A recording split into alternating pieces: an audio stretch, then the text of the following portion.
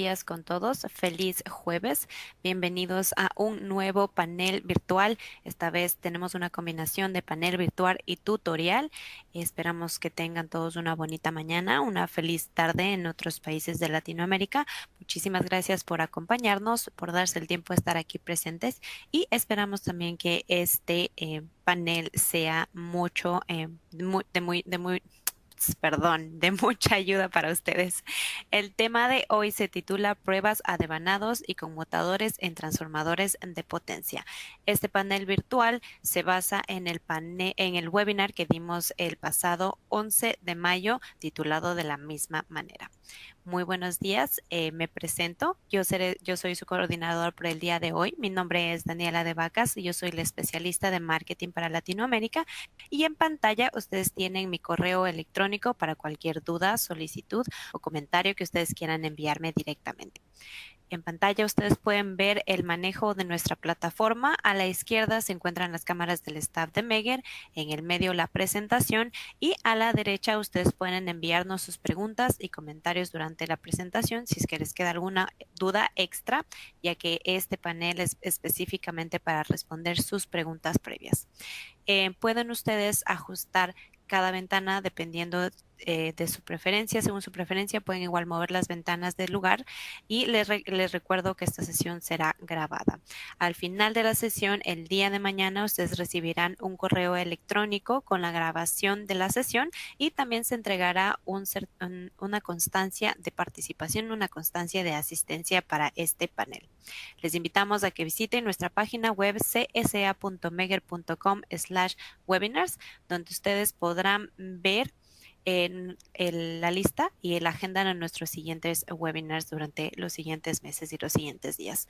Con mucho gusto, el día de hoy nos acompaña como panelista el gerente de ventas de Latinoamérica de la región Mercosur, Roberto Sartori. Roberto, buenos días, ¿cómo estás? Buenos días, Daniela. Buenos días a toda la audiencia. Muy feliz de estar acá de vuelta, de compartir esta sesión que va a ser continuación de lo que fue el webinar anterior, como bien dijiste, que fue un éxito, fue la verdad que un récord de audiencia, así que hay mucho interés en estos temas, Daniela. Vamos a responder las preguntas. Algunas preguntas se hicieron online, siempre nos gusta hacer las cosas en vivo y que la gente se sienta que estamos atendiendo las consultas que ingresan, pero no da el tiempo, nunca da el tiempo y no queremos que se haga tan larga la sesión porque hay que grabarla. Así que algunas preguntas las respondimos ahí y otras estamos respondiendo hoy. Inclusive no vamos a poder lamentablemente responder a todas. De hecho, seleccionamos las más relevantes e inclusive algunas las agrupamos, les cuento a la gente, las agrupamos para responder tal vez en una pregunta lo que preguntaron varias personas.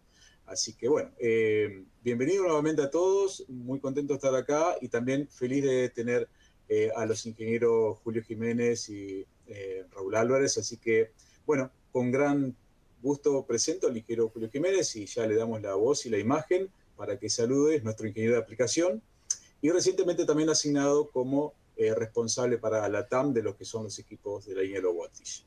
Bienvenido, Julio. Adelante. Gracias, Roberto. Buenos días. Buen día, Dani. Buen día a toda la audiencia. Con mucho gusto también saludo desde aquí de Buenos Aires con un poquitito de frío. Y bueno, listos y también animado a responder a estas preguntas. Y el tutorial tiene algo muy interesante, que es que las preguntas las podemos acompañar con un material de presentación, animaciones, un PowerPoint o incluso al final que vamos a hacer una demostración de los software, de los equipos. Esto permite dar que el tutorial y responder las preguntas sea mucho más dinámico, ¿no? Así que, bueno, yo muy contento y también muy contento de presentar a mi colega, el profesor Raúl Álvarez, de quien se aprende muchísimo. Además es ingeniero de aplicaciones y es un miembro activo de IEEE y de SIGRE, de lo cual pues justamente le hacemos muchas preguntas al respecto de normas, ¿no? Así que bienvenido, Raúl, adelante y te dejo la palabra. Bueno, buenos días, buenas tardes para todo el continente. Un placer de vuelta participar de un webinar técnico. Así que, bueno, sin más, les mando un saludo de Argentina y empecemos entonces con la faena. Listo, comencemos. Les recuerdo que el objetivo de estos paneles es responder las preguntas que ustedes nos hicieron durante el webinar pasado. La primera pregunta, comienzo contigo, Raúl, viene desde Argentina y Sergio nos dice, ¿cuánto tiempo dura el magnetismo remanente después de apagado normal del transformador? Bien, bien, como apagado normal vamos a interpretar que es la salida de servicio del transformador. Y bueno, es una pregunta interesante por algunos aspectos que inclusive hasta tratamos en otro webinar. El estado magnético del núcleo cambia cada vez que el transformador se somete a una excitación eléctrica, ya sea de corriente continua o de corriente alterna. Sí, corriente alterna, obviamente, cuando el transformador está en condiciones de servicio. De tal forma que la magnetización la vamos a tener cada vez que por las bobinas, de vanado primario o secundario, circula una corriente. Por ejemplo, en condiciones de servicio, cuando se elimina la excitación del transformador, el núcleo va a retener algo de memoria magnética, es decir, que va a tener un estado magnético que va a depender del momento en el cual nosotros abrimos el interruptor para desenergizar el transformador. Sin embargo, la magnetización también la podemos llegar a crear en el núcleo después de determinados ensayos, en especial el ensayo de resistencia de vanado. El ensayo de resistencia de vanado es un ensayo que necesitamos magnetizar el núcleo para lograr lecturas estables. Eso respecto a por qué y cómo se genera, o cuáles son los mecanismos por los cuales se genera el magnetismo, o puede quedar magnetismo remanente en el transformador. Vamos a ver más adelante en algunas de las respuestas que vamos a dar, las técnicas justamente para sacar ese magnetismo remanente, ya que esto afecta o puede afectar e interferir algunas otras pruebas y crear efectos no deseados durante la energización del transformador. Pero, aún así, digamos, cuantificar, decir, ok, tengo un núcleo magnetizado, lo desmagneticé, ¿okay? Ese núcleo nunca más se vuelve a magnetizar. Eso no es tan así. Un transformador que nosotros desmagnetizamos se puede volver a magnetizar por algo que les voy a explicar ahora. Y después, ¿cuánto tiempo, si está magnetizado, cuánto tiempo se puede desmagnetizar solo? Depende de las características constructivas e inclusive puede darse el caso de que nunca llegue a desmagnetizarse completamente. ¿Okay? Habíamos comentado en el webinar de SFRA, justamente el FRA es muy sensible al estado magnético del núcleo, que se ha probado que sin ningún tipo de excitación electromagnética externa, el magnetismo continúa cambiando debido al contacto, digamos, del núcleo con el aceite, el cual ejerce en el núcleo un movimiento browniano, un movimiento aleatorio.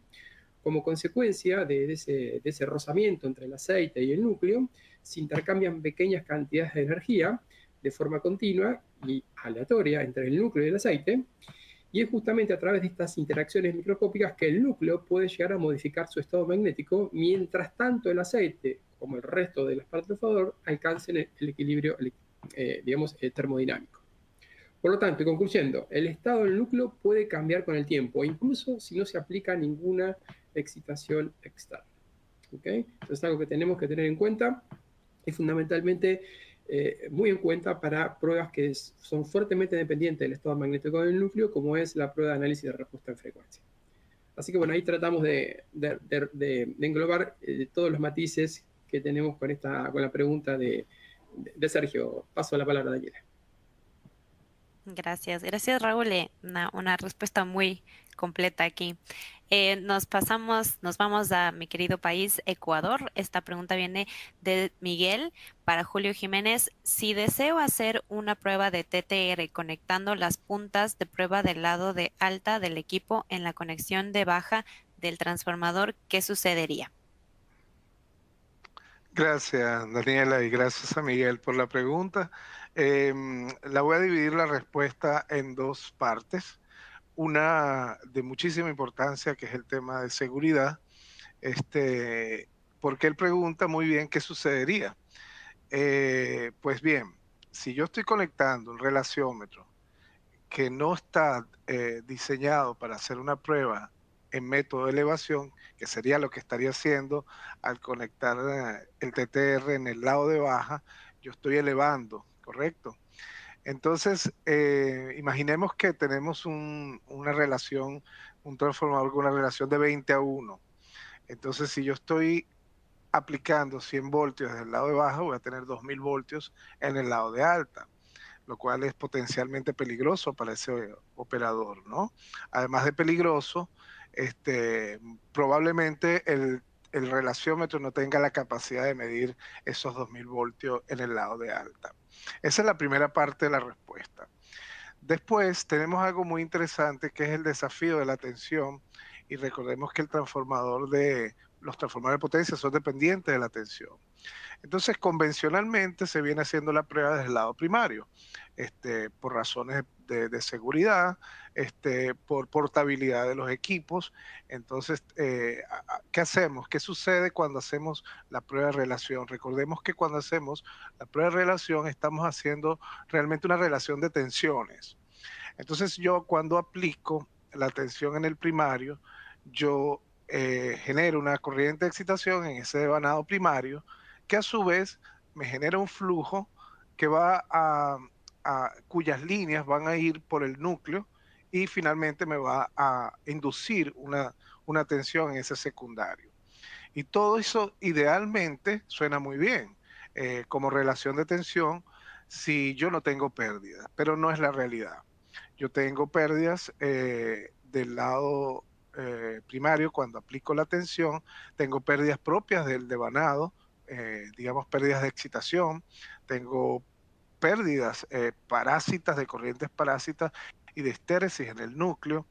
Y entonces, ¿qué sucede? Que muchas veces estoy agregando un porcentaje de error cuando estoy excitando desde el primario, y efectivamente esa relación de tensiones de primario versus secundario no es efectivamente una relación real. De ahí que muchos de los equipos han ido tratando de aplicar mayor tensión de prueba hasta 250 voltios desde el lado primario.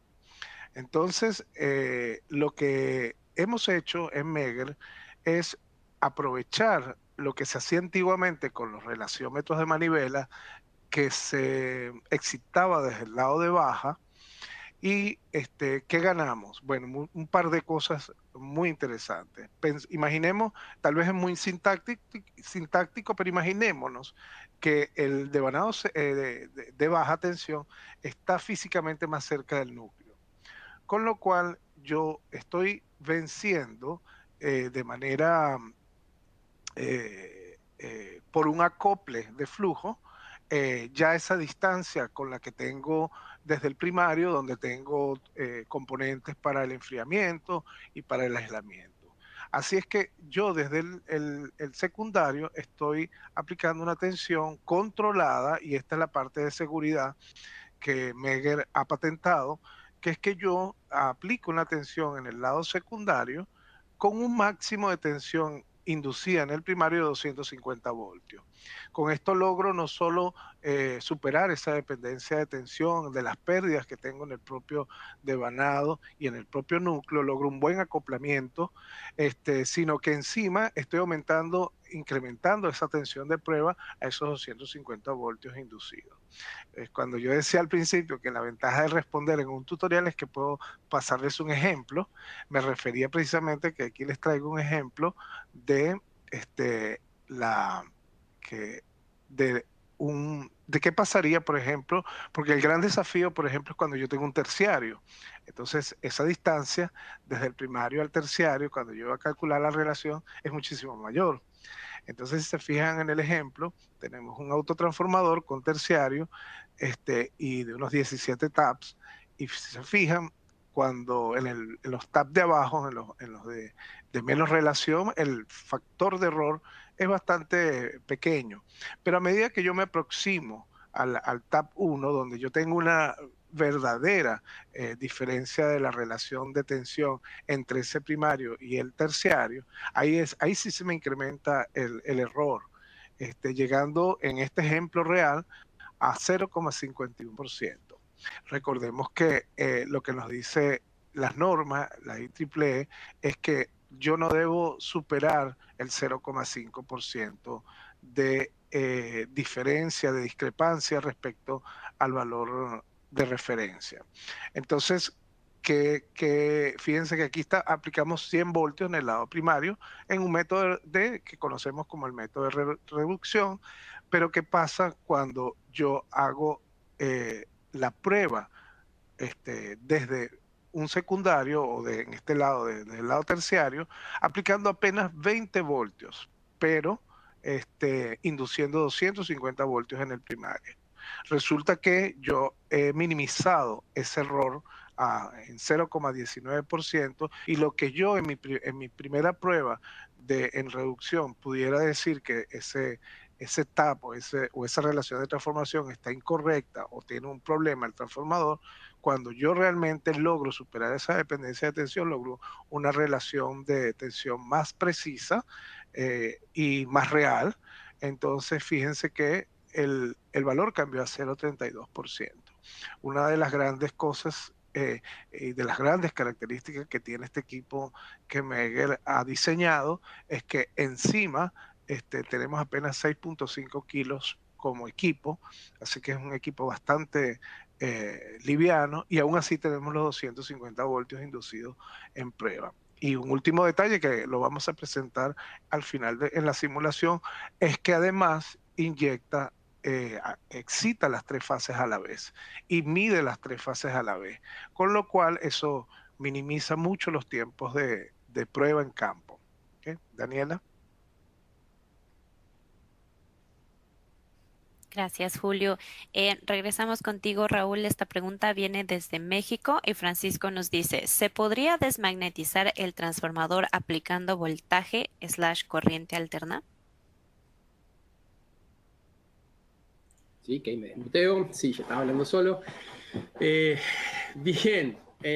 También pregunta interesante, pregunta recurrente.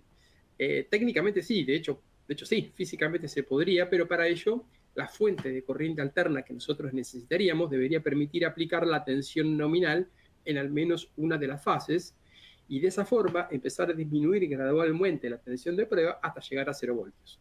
Entonces, si tenemos un transformador de 400 kilovoltios, necesitaríamos necesariamente una fuente de tensión de ese orden, o imaginemos al lado del secundario 30 kilovoltios.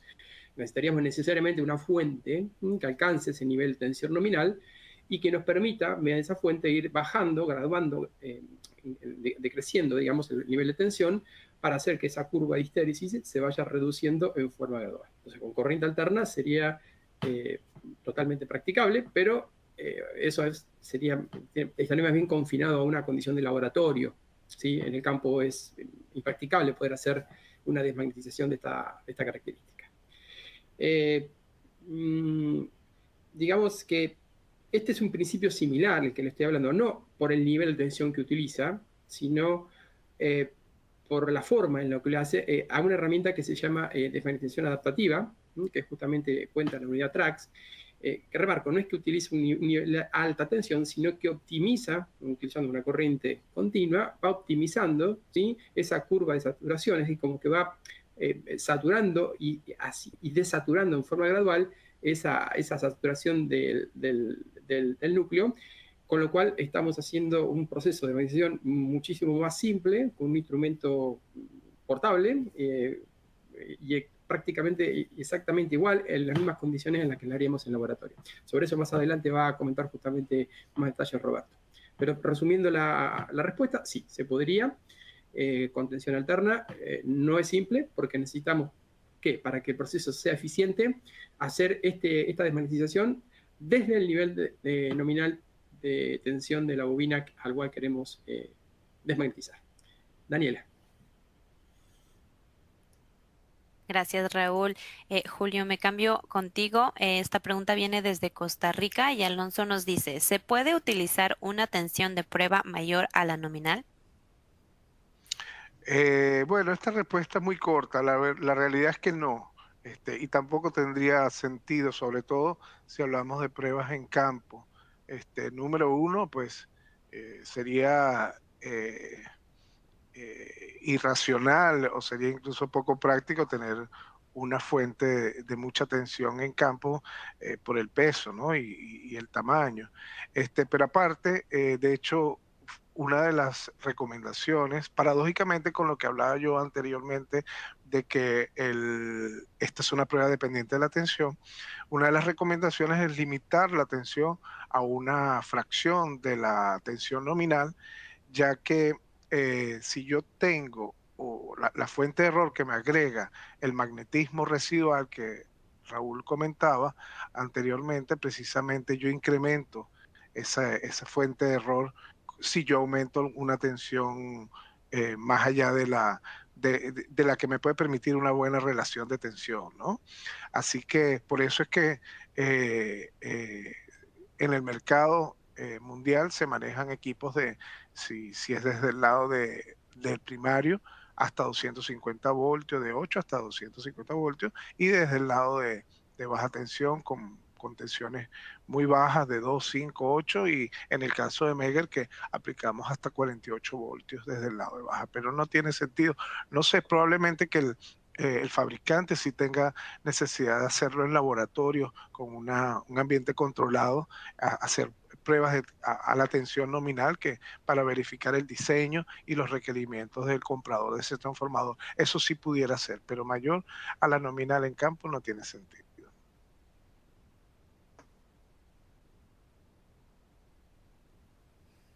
Gracias, Julio. La siguiente pregunta viene desde Venezuela para Roberto Sartori. Esta es una de esas preguntas recurrentes y hemos elegido las dos que tienen la mejor eh, forma para poderles responder a ustedes esto. Entonces, nos dicen, ¿es posible realizar una prueba de relación de transformación a tensiones nominales?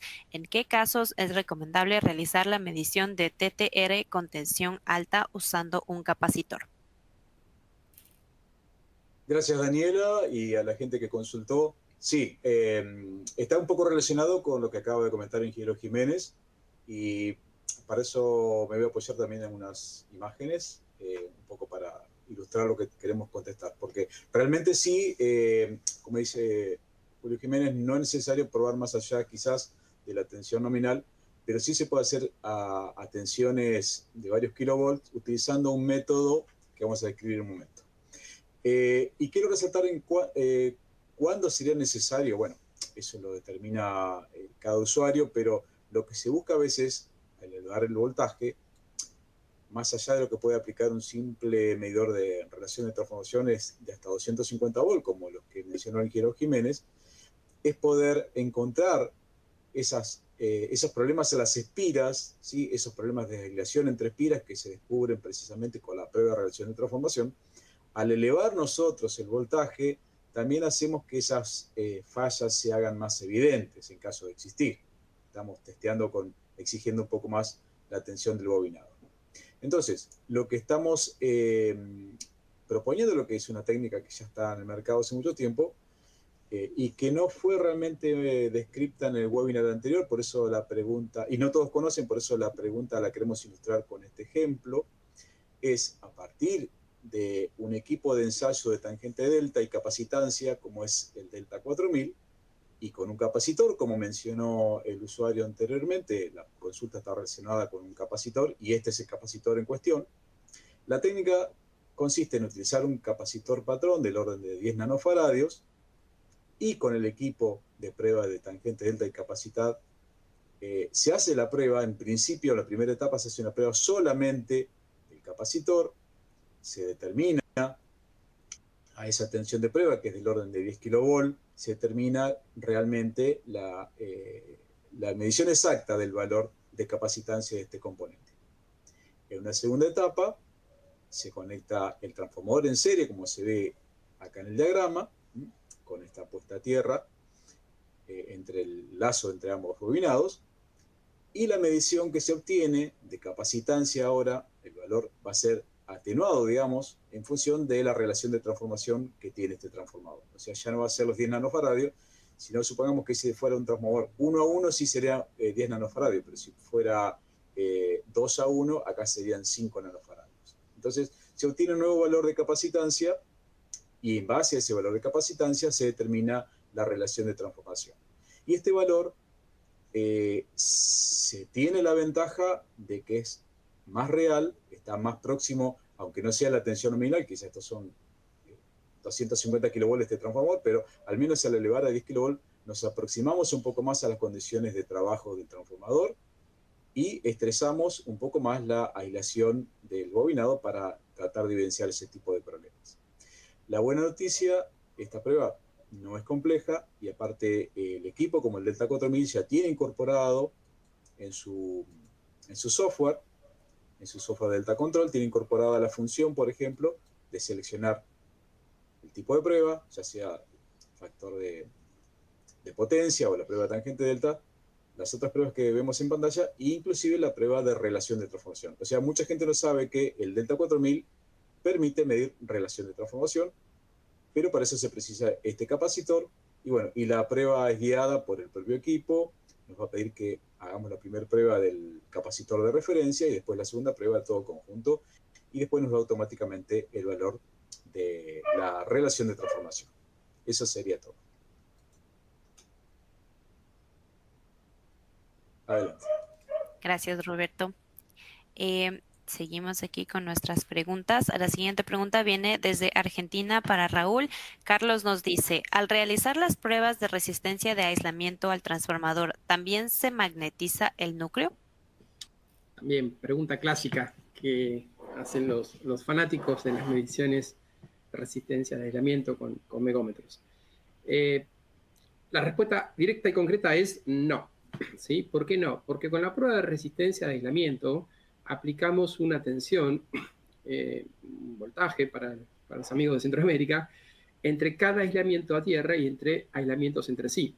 Es decir, que la corriente continua que nosotros utilizamos circula por la parte resistiva y en principio transitoriamente por la componente capacitiva del sistema de aislamiento, ¿sí? Pero no circula en forma longitudinal, sino circula por los devanados del transformador. Entonces, si no tenemos circulación de corriente por los devanados del transformador, el núcleo no se va a magnetizar. Por lo tanto, con una prueba de resistencia de aislamiento, recordando que para la prueba de resistencia de aislamiento, como para la prueba de factor de potencia, algo muy importante es cortocircuitar los bornes del mismo nivel de tensión entre sí. Entonces, esa es justamente otra de las razones que refuerza este concepto que estoy diciendo, que nosotros al aplicar una tensión continua en todas las bobinas juntas entre sí, cortocircuitadas entre sí, conformando un único electrodo, no va a circular corriente por ninguno de los devanados, por lo tanto, al no tener circulación por los devanados, tampoco vamos a tener, digamos, un efecto de magnetización, es decir, de flujo en el canal magnético del núcleo. ¿Okay? Así que esta es la respuesta para nuestro amigo Carlos. Gracias, Raúl. La siguiente pregunta es para ti, Julio. Viene desde Chile y Nicky nos dice, para la temperatura de compensación de la resistencia de devanado, ¿cuál temperatura es esencial tomar? Excelente pregunta, Nicky. Y no solo excelente pregunta, sino que es muy importante porque es una prueba que es dependiente de la temperatura. Y justamente hay una frase que dicen en Argentina por suerte, yo no creo que sea por suerte, gracias al esfuerzo de los miembros de las normas, ellos nos aportan cómo sería precisamente la forma correcta de tomar esa temperatura. Pensemos también, por ejemplo, que el transformador no tiene una relación lineal, como dice allí, respecto a la temperatura, su efecto termodinámico no es lineal. Puede ser incluso desde el funcionamiento interno hasta la hora en que hice la prueba. Por ejemplo, si le pegó el sol durante todo el día de un lado, obviamente que linealmente no va a estar no va a estar equilibrado térmicamente. Entonces, la gran pregunta es cuándo está térmicamente equilibrado el transformador, ¿no? Y lo que nos dicen las normas es que la determinación de la temperatura en la resistencia de vanado, la IS 676-1 del 2011 y la IEEE 57-C5712 del 90 indican que se debe determinar con precisión la temperatura media del devanado, para lo cual la diferencia de temperatura entre el líquido superior e inferior no debe exceder de 5 K. Por ejemplo, como en la filmina que estamos viendo, La parte superior dio 27 grados, la parte inferior dio 23. Ahí tenemos una media de 25 grados y precisamente no excedió esos 5K. Una de las fuentes de error, por ejemplo, es que me encuentro a veces en campo y me dicen, bueno, yo tengo un termómetro en el propio transformador de los devanados. Sí, pero cuando yo desvinculo ese transformador, ese termómetro está justamente asociado a un transformador de corriente. En el momento en que yo desvinculo el transformador, ese transformador de corriente deja de funcionar, con lo cual la temperatura que me está diciendo no es necesariamente la temperatura que yo voy a utilizar. De nuevo, las normas para eso nos estandarizan universalmente cómo es que se deben tomar las temperaturas, y esto es extremadamente importante, sobre todo para las pruebas que son dependientes de la temperatura. Daniela. Gracias, Julio. Profesor Raúl, volvemos contigo. La pregunta de Jorge viene desde Ecuador. Se tuvo una falla en un OLTC y activo el relé de flujo. Se consultó a fábrica y nosotros realizamos toda la batería de pruebas, incluyendo estas de resistencia dinámica. Pero ellos nos indicaron que estas pruebas no son concluyentes y no indican si el cambiador tuviera alguna anomalía. ¿Habrá alguna normativa vigente que nos indique que sí puede ser utilizado? Qué pregunta hizo ahí tu coterráneo, Dani. Interesante. Bien, cada falla puntual tiene su propia naturaleza y características particulares. ¿Sí? Aquí no tenemos, en principio, mayores detalles sobre las características de la falla, que aquí se hace mención. En este caso, lo que no se nos está indicando si al cabo de la falla se obtuvo algún comportamiento anómalo en la prueba de resistencia dinámica. No se está aclarando eso. Inferamos que sí. Sin embargo, como mencionamos anteriormente, por ejemplo, en la norma IEEE 57152, hemos mencionado normalización, dice, ok, sobre esta prueba se menciona, si no hay normas, no hay normas. Es verdad, no hay normas estrictas, puntuales, específicas que hablen justamente sobre la resistencia dinámica. Todavía. A modo de comentario, ya se están formando los primeros grupos de trabajo para ya empezar a trabajar sobre la primera norma que se refiere exclusivamente a esta prueba. Pero ya el estándar IEEE 57152, que es la norma más común, más famosa que conocemos nosotros en el ámbito de mantenimiento, y de hecho la única que tenemos a nivel internacional de mayor reconocimiento, ya indica cómo opcionar la prueba de relación de resistencia dinámica cuando el transformador ha estado expuesto a una falla interna o una falla pasante. Lo importante aquí es que, como vimos en el webinar, que simplemente realizando una comparación entre el valor de resistencia de transición y sus respectivos tiempos, el análisis de los Ripley, por ejemplo, claramente se pueden detectar problemas de transición y de secuencia entre contactos, e incluso problemas de contactos, tal cual lo sugiere justamente el reporte técnico de SIGRE 445. Lo cual, a diferencia de lo que este fabricante ha indicado a nuestro amigo Jorge, las pruebas de resistencia dinámica son totalmente concluyentes para encontrar varios tipos de problemas en el regulador, que repito son fundamentalmente problemas de secuencia, problemas entre los contactos, problemas en la transición de la conmutación. E incluso con la prueba de resistencia dinámica también podríamos detectar, mediante seccionamiento. Recordemos que en el webinar hemos visto que una de las cosas que podemos hacer durante el ensayo de resistencia dinámica es monitorear, ¿sí?, la corriente que demanda el motor para mover el selector, es decir, para pasar de una posición a otra. Si nosotros monitoreamos esa corriente para cada transición y detectamos que, por ejemplo, de una posición a otra, el motor absorbe más corriente, eso nos podría dar una indicación de que para esa transición, para ese cambio de posición, el mecanismo requiere de mayor esfuerzo mecánico, con lo cual nos estaría indicando algún problema de naturaleza mecánica. De hecho, los demás problemas por los cuales pueden fallar los reguladores bajo cargas se relacionan más que nada con cuestiones térmicas y eliminación de contactos. Entonces, resumiendo, con las pruebas de resistencia dinámica podemos diagnosticar una gran parte de los problemas más típicos que tenemos en los reguladores bajo carga. Así que, Jorge, Aquí tenés argumentos, aquí, y esto no es de este webinar exclusivo específicamente, sino esto mismo ya se está establecido, se establece en la normativa IEEE y en los documentos técnicos de SIGRE, donde la prueba de resistencia dinámica son pruebas importantes y especialmente para casos como el tuyo, donde has tenido una falla en tu transformador. Así que paso la palabra a Dani. Gracias, Raúl. Ya sabes, Jorge, ahí ojalá te pueda ayudar con esta extendida respuesta del profesor Raúl. Seguimos contigo, Julio. La siguiente pregunta viene desde México y Federico nos dice, ¿qué diferencia tiene la resistencia y la resistencia dinámica? Ok, gracias Federico y gracias Daniela por la pregunta. Prácticamente vamos de atrás para adelante. Ya Raúl enfatizó muchísimo en todo lo que nos aporta ambas pruebas prácticamente, pero pensemos en que la resistencia, cuando él habla de resistencia, me imagino que se refiere a la resistencia de devanado, la prueba estática.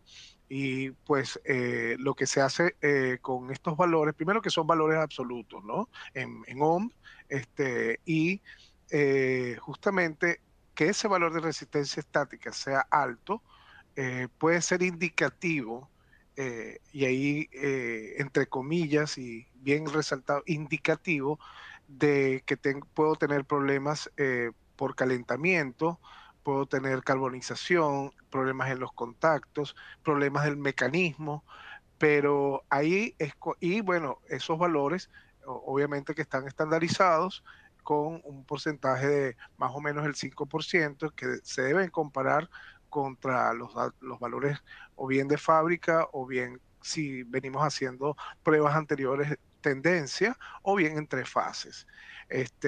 Y pues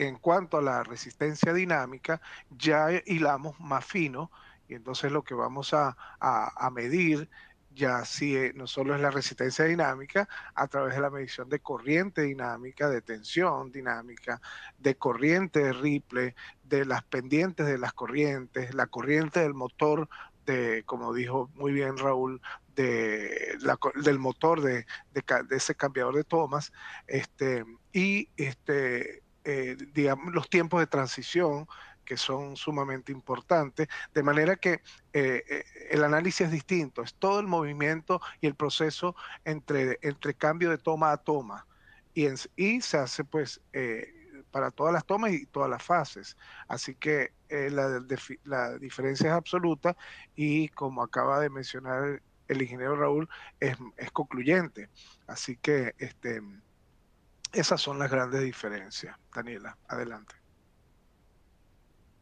Gracias, Julio. Roberto, esta siguiente pregunta es para ti. Nuestro amigo Jorge de Ecuador sigue aquí con nosotros. Dentro del rango de corriente permitido para medir resistencia de devanado, ¿existe alguna diferencia relevante para decidir si se hace con mayor o menor corriente? Gracias Daniela y Jorge por las preguntas, muy importantes aclararlas y para eso también me voy a apoyar con una imagen acá, unos textos, para resaltar, bueno, en cuanto a la corriente de prueba recomendada, siempre se habla entre el 1 al 10% de la corriente nominal. Eso ténganlo en cuenta siempre como norma, porque si nosotros tenemos corrientes menores, estamos en zonas que quizás no llegamos a saturar el núcleo de ese transformador, por lo cual las mediciones no van a ser estables y concluyentes. Y por otra parte, si nos pasamos de ese 10%, podemos llegar a recalentar ese transformador. Ustedes saben que la resistencia está relacionada con la temperatura, entonces podemos estar falseando el resultado porque estamos recalentando esa resistencia de bobinado. Entonces, manejémonos en este rango, no precisamos a veces un equipo demasiado grande. Yo sé que a veces los clientes nos piden tener un equipo más grande. Tenemos el caso que nos consultaron hace un tiempo desde Uruguay. Y sí, realmente ellos tenían transformadores demasiado grandes y requerían más corriente para poder alcanzar la estabilidad en menor tiempo. O sea, cuando más corriente disponible tengo en ese equipo de prueba, la prueba va a ser más rápida, la saturación va a ser mayor, más rápida. Entonces vamos a obtener más velocidad, pero tengamos en cuenta que no tenemos que entrar en zona de calentar ese transformador y falsear la lectura. En cuanto a equipos recomendados, dentro de la línea de Megger tenemos, por ejemplo, el MTO210, que es de 10 amperes y que, a nuestro entender, cubre el 80-90% de los casos o más todavía, y el MTO250, que está garantizando en cualquier tipo de condiciones hacer las pruebas sin problemas de corriente, ¿no? Obviamente con el equipo de 50 amperes en este caso podemos cubrir rangos menores, podemos disminuir la corriente y cubrir transformadores más pequeños. Así que esas son las opciones de prueba y los motivos por los cuales recomendamos estos rangos de corriente. Ahora sí, adelante, Daniel. Gracias, Roberto. Raúl, seguimos contigo. Esta siguiente pregunta viene desde Perú. Aníbal nos dice, corriente dinámica, ¿tiene algún sentido solicitar ensayo de resistencia dinámica para pruebas FAT o es un ensayo típico para transformadores en servicio? Bueno, en primer lugar, aquí en Argentina tenemos 1243 y nombrás Perú, se viene el ceviche, la causa limeña a la cabeza y la verdad que voy a tener que hacer control mental para poder responder esta pregunta.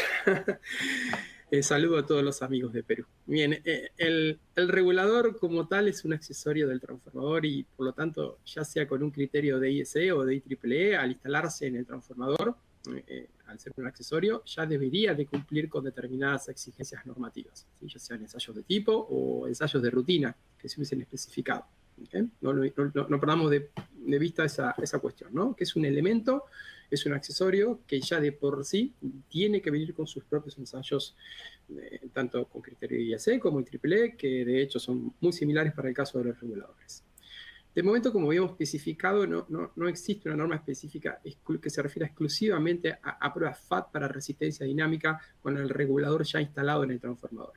Sin embargo, como les había mencionado anteriormente, en la guía de mantenimiento, la más famosa, digamos, la IEEE 57152, que es la guía para el mantenimiento de transformadores y reactores en aceite, para aquel que todavía no la tiene presente, indica la prueba de resistencia dinámica como una prueba opcional, ¿sí? Adicional, para los estadios de comisionamiento, ¿sí?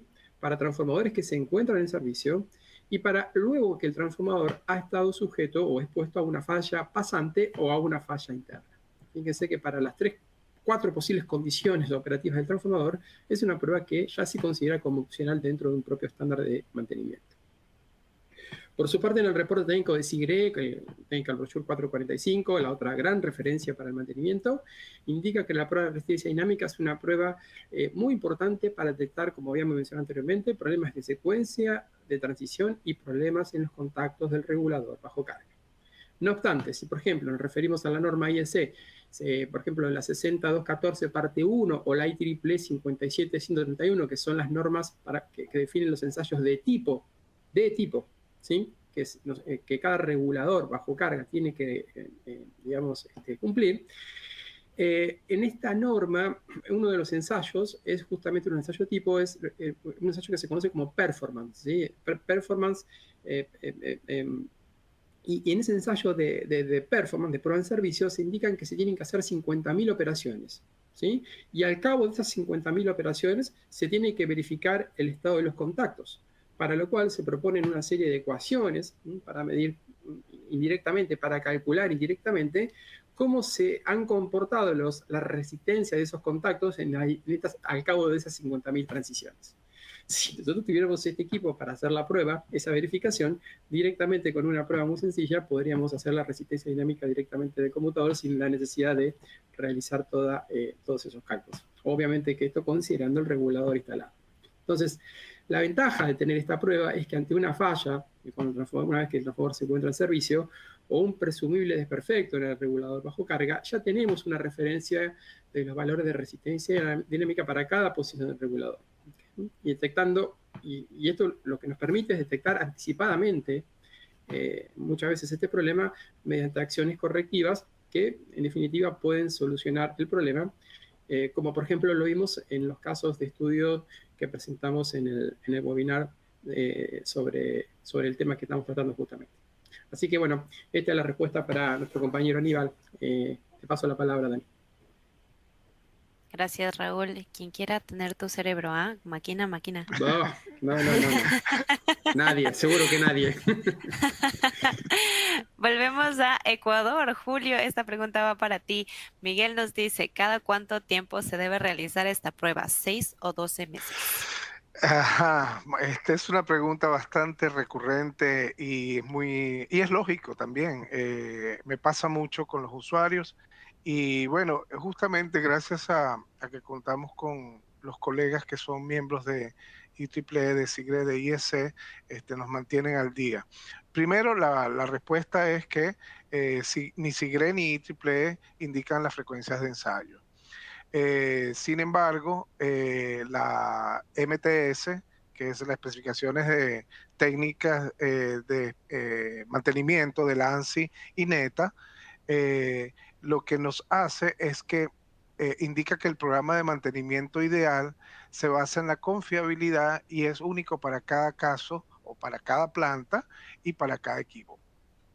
Esta norma establece pues una guía, como guía una matriz y en esa matriz está pues se evalúa la condición del equipo, ¿verdad? La criticidad del transformador como tal y la confiabilidad y de allí se obtiene pues un número que multiplicado por una tabla que está en la propia norma, nos va a dar el tiempo de frecuencia que se debe hacer las pruebas eléctricas, ¿verdad?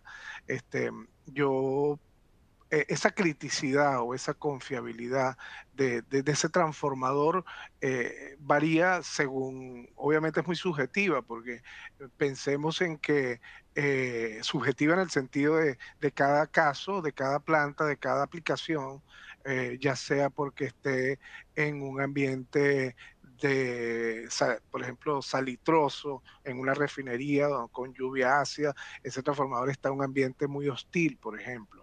O por ejemplo, que justamente el conmutador tenga que hacer muchos cambios, muchas operaciones, se comporta distinto ese transformador. O la criticidad en cuanto a la aplicación, si es un transformador de un hospital, donde hay vidas humanas de por medio, obviamente que es distinto a un transformador que funciona en una planta industrial. Así que precisamente eso tiene sentido en que cada caso, esa frecuencia de ensayo es único de acuerdo al usuario, a la planta, a las condiciones del equipo y a la aplicación.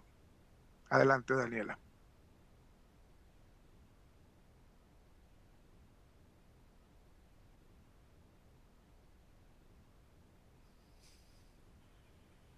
Julio, te me cortaste. ¿Ya acabaste? Perdón. Sí, adelante. Gracias. Te cortaste, no sé qué pasó. Hubo un glitch aquí en el sistema. Raúl, seguimos contigo. Vamos por un ceviche a Perú. Aníbal nos pregunta, si un regulador bajo carga nunca se ha operado desde que se puso en servicio, 10 años aproximadamente, ¿es recomendable esta prueba?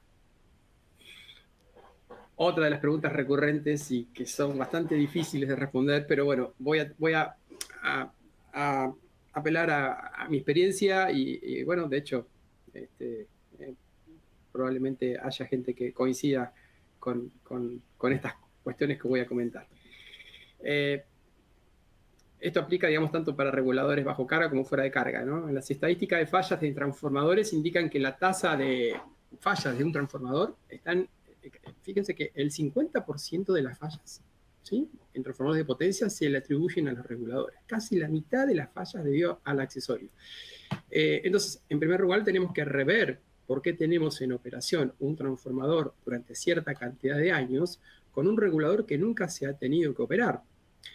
Esto a mí me daría a pensar de que el transformador no se habría especificado óptimamente para la función que justamente iba a cumplir, o bien se terminó instalando en un sistema diferente al que se lo tenía inicialmente previsto a la hora de especificar.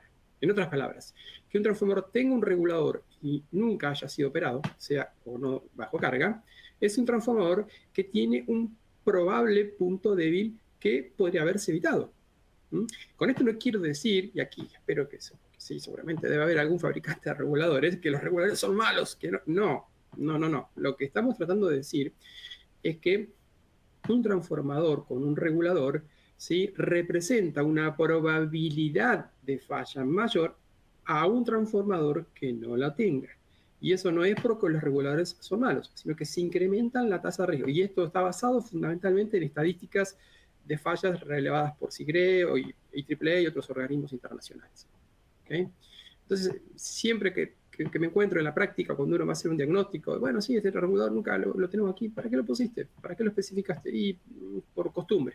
Entonces, una de las cosas que hoy, particularmente a la hora de especificar un transformador, una recomendación, una humilde recomendación, tengamos en cuenta, ¿realmente necesitamos el regulador? Porque si incluimos el regulador, además de un costo mayor, vamos a incrementar o vamos a poner accesorios que pueden llegar a incrementar la probabilidad de falla. ¿Okay? Aclarado esto, entonces ahora yendo a la respuesta concreta de este caso. Como regla práctica, en función de mi humilde experiencia, si tenemos un regulador, sea o no bajo carga, que no se ha operado durante años, no se ha tocado y no es necesaria su futura operación, es decir, no, después que lo ensayo el transformador no voy a tener que operar ese regulador, directamente no tocaría ese regulador. ¿Ok? La suciedad en el aceite, en el diverter switch, la deformación en los contactos, la carbonización del aceite y entre otros tantos factores que han estado ahí con los contactos durante 10 años, pueden hacer que cuando nosotros cambiamos para hacer las pruebas, para relevar el TAP y las bobinas, el bobinado de regulación, y reposicionemos nuevamente el regulador, ya sea bajo carga o fuera de carga, la posición original, puede pasar que los contactos no queden exactamente como antes, se incremente la resistencia de contacto y con ello comiencen a aparecer problemas que antes no se tenían. En cualquier caso, esto siempre es algo que debe ser evaluado en cada caso, ¿okay?, y de operarse después de tantos años en servicio. ¿Sí? Fíjense que aquí estamos hablando de un regulador, de un transformador que tiene un regulador bajo carga que hace 10 años no se tocó. Si vamos a las recomendaciones, por ejemplo, de SIGRE, donde SIGRE 445 recomienda, en función de los relevamientos de los fabricantes, ¿sí?, la intervención, el mantenimiento de los reguladores, en realidad se hace por cantidad de operaciones o por tiempo, lo que suceda primero. Pero en términos temporales, SIGRE 445 recomienda que para reguladores resistivos, inductivos, una tasa de mantenimiento, una frecuencia de mantenimiento de entre 5 a 7 años. ¿Sí? Así que si aquí estamos con un regulador de 10 años, ya para ahí no estaríamos cumpliendo con esa recomendación relevada por SIGRE, ¿no? Que, repito, recomienda un mantenimiento, es decir, una revisión, un chequeo de nuestro regulador en un periodo de entre 5 a 7 años o cada cierta cantidad de operaciones. ¿Okay? Así que, bueno, esa sería la respuesta para nuestro compañero Aníbal. Dani. Gracias, Raúl. Una disculpa a nuestra audiencia que tuve que apagar mi cámara porque mi internet está haciendo un poco de cosas raras aquí para que no se nos corte la transmisión. Así que seguimos contigo, Julio. Desde México nos dicen, ¿el valor de relación aplica para transformadores nuevos y usados? Claro, ok. Aquí me apoyo también en otra lámina y efectivamente, fíjense lo que nos dice la IEEE 57152 y la SIGRE 445, ¿qué es lo que nos dice? Que las discrepancias del error de relación en las sucesivas mediciones a lo largo del mantenimiento debe ser inferiores al más o menos 0,5% respecto a los valores de referencia. Y si se fijan en el caso de la lámina que les he colocado en pantalla, en este caso, por ejemplo, se está haciendo valores de referencia, mediciones respecto a unas pruebas en tendencia o hechas en campo en el tiempo previo. Entonces la comparación en este caso se hace respecto al tiempo. Pero si yo tengo un transformador que está nuevo y quiero hacer una prueba de comisionamiento, me refiero como valor de referencia a los valores de placa, por ejemplo. Entonces, la respuesta es, tanto para transformadores nuevos como usados, la referencia es clara. la estándar debe ser ese, más o menos el 0,5% y obviamente para cumplir con su diseño que es específico y su función principal que es la de la relación. Daniela.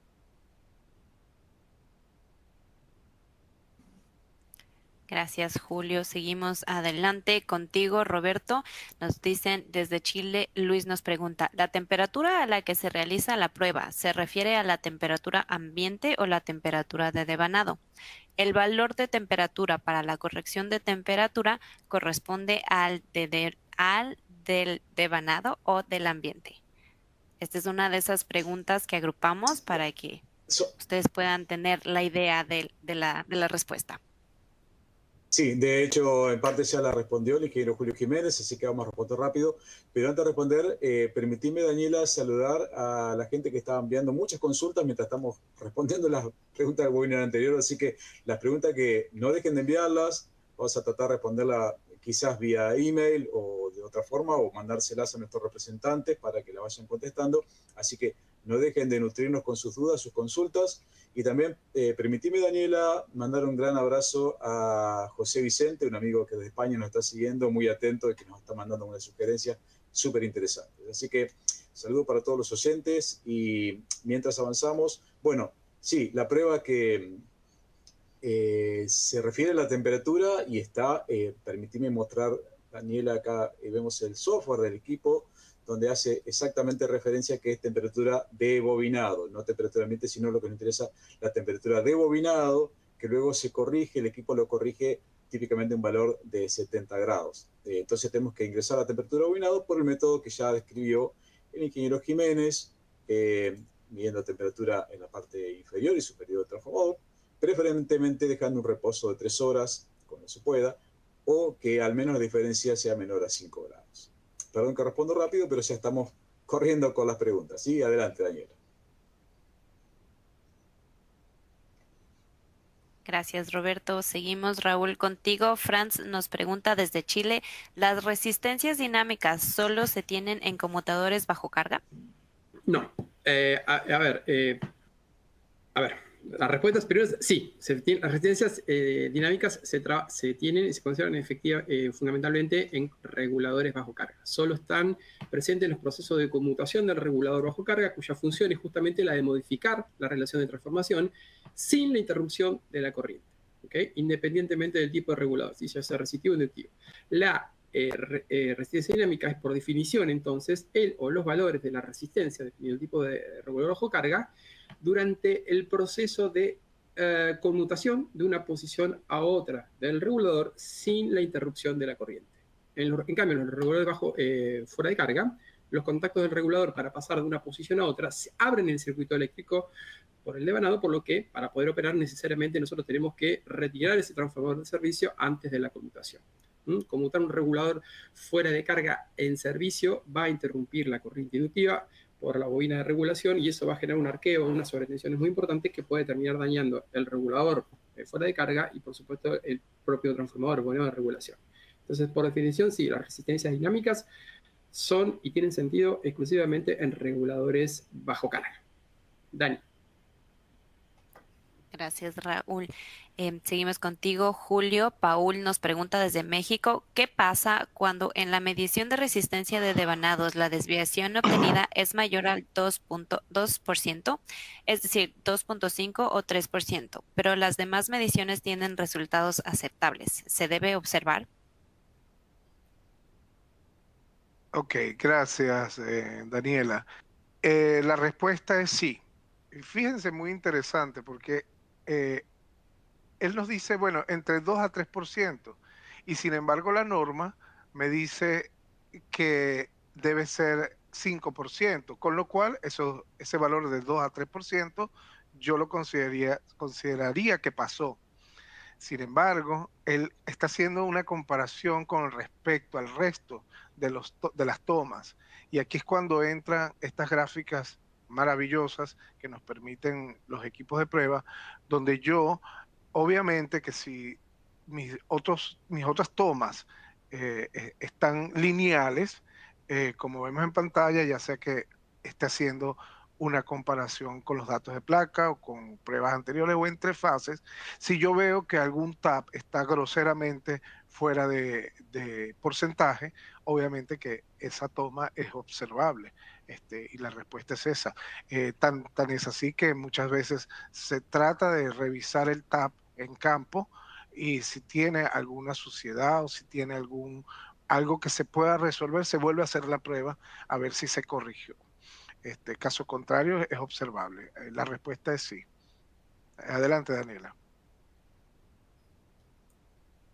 Gracias, Julio. Nos quedamos en México. Aquí para Raúl, Moisés nos pregunta, si tuvieras valores fuera de orden de Ripley, ¿cómo puede ser mejorado? Si recordamos cómo definimos el Ripley en el webinar, que decíamos que el Ripley es en una computación, es decir, cuando pasamos de una posición a otra, es la diferencia porcentual de la corriente previa a la que había por el devanado de regulación al valor pico de la corriente transitoria durante el proceso de conmutación. Eso es lo que definimos como Ripley, ¿sí? Es decir, la variación de la corriente. Vimos además que comparando el Ripley de corriente para las tres fases, para cada posición del regulador, sería esperable obtener valores similares, un comportamiento similar del Ripley para cada conmutación. Asumiendo la simetría normal del transformador en estos términos, uno debería de esperar entonces una simetría en los Ripley de corriente de las tres fases para cada variación del regulador.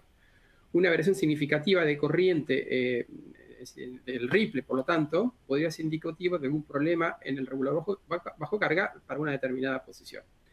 De hecho, eso es algo que vimos en uno de los casos de estudios. Ahora bien, por ejemplo, el incremento del valor del Ripley, es decir, el cambio de la corriente dinámica, es decir, un cambio en la resistencia dinámica, podría deberse a un problema de, por ejemplo, contactos en la transición, como por ejemplo justamente lo presentamos en el caso 2 de estudio del webinar, donde en una fase, para una posición, se obtuvo un nivel de Ripley muy elevado, y después de remover ese regulador bajo carga, hacer un mantenimiento y de limpiarlo, se encontró justamente un conector suelto. El ajuste de ese conector roto fue soldado, fue armado nuevamente el regulador, se repitió la prueba de resistencia dinámica con un ensayo satisfactorio. Así que simplemente con una prueba, simplemente digo, no es poco, es una prueba muy importante, pero con una prueba de resistencia dinámica, debido a un elevado Ripley, ¿sí? A una elevada resistencia para una transición, mediante la prueba de resistencia dinámica, se encontró justamente un problema en el regulador, lo cual podría haber terminado siendo catastrófico para la vida operativa de ese transformador. ¿Okay? Entonces, de esa manera justamente uno podría interpretar el Ripley. Si tenemos un Ripley muy grande, un valor de corriente muy grande para una transición, es que algo raro le está pasando al regulador, ¿sí? Y uno de esos posibles defectos justamente serían justamente elevados tiempos de transición o contactos sueltos para esa transición. Esa sería la respuesta para nuestro compañero Moisés. Dani. Gracias, Raúl. Nos pasamos a ti, Julio. Nos viene esta pregunta desde Perú. Yosemar nos pregunta, ¿en qué medida afecta la magnetización del núcleo en la prueba de resistencia de devanados a la prueba de relación de transformación? Ajá, ok. Sí, bueno, como parte de lo que presentó Roberto en el webinar sobre la magnetización y la desmagnetización, incluso el profesor Raúl hablaba de que una muy buena práctica es desmagnetizar una vez que se hace la prueba, antes de empezar a hacer las pruebas y después de hacer esta prueba. Incluso esta magnetización afecta enormemente, por ejemplo, una prueba de SFRA. En el caso de la relación de transformación también se ve afectada. Recordemos que, por ejemplo, la corriente primaria en circuito abierto es la corriente de excitación, y la corriente de excitación tiene una componente magnética del núcleo, con lo cual, si yo aumento esa componente magnética, también estoy agregando un error adicional a la prueba. Entonces, como digo, no, el efecto tal vez no es tanto como en una SFRA, pero sí tiene un efecto en el error porcentual que me va a agregar a la prueba de relación de transformación. Adelante, Daniela. Gracias, Julio. Sigo contigo. Roberto, esta pregunta nos viene desde Chile. José Antonio nos dice, ¿con qué criterio selecciono la corriente del generador para desmagnetizar un transformador? ¿A qué se debe que la remanencia final después de la desmagnetización realizada por el equipo Trax 220 supera o disminuye muy poco con respecto a la remanente inicial? ¿Qué valor de corriente se debe utilizar para la desmagnetización con el equipo Trax? Bien, Daniela, para responder también apoyándonos un poco en las imágenes que tenemos del software del equipo del Trax, podemos ver que podemos seleccionar los valores de corriente, el generador que utilizaremos y también exactamente el nivel de corriente que utilizaremos para desmagnetizar. Y esto tiene que ser mínimamente el 1% de la corriente nominal y deberían ser, por ejemplo, mayor o igual a la corriente utilizada durante la prueba de medición de resistencia de bobinados, que es corriente continua y que queremos desmagnetizar. ¿Ok? Entonces, quizás el motivo por el cual no se realizó la desmagnetización en tiempo y forma, quizás sea porque no se aplicó la corriente adecuada, que recomendamos acá que sea mayor al 1% de la corriente nominal, o mayor a la medición a la corriente utilizada para la prueba de resistencia. Así que quizás no se cumplieron algunos de estos dos parámetros, o quizás otro motivo por el cual nos gustaría que nos contacten de forma directa a través de nuestra página o a través de nuestro representante en el país que corresponde. Ahí está, Daniela. Adelante.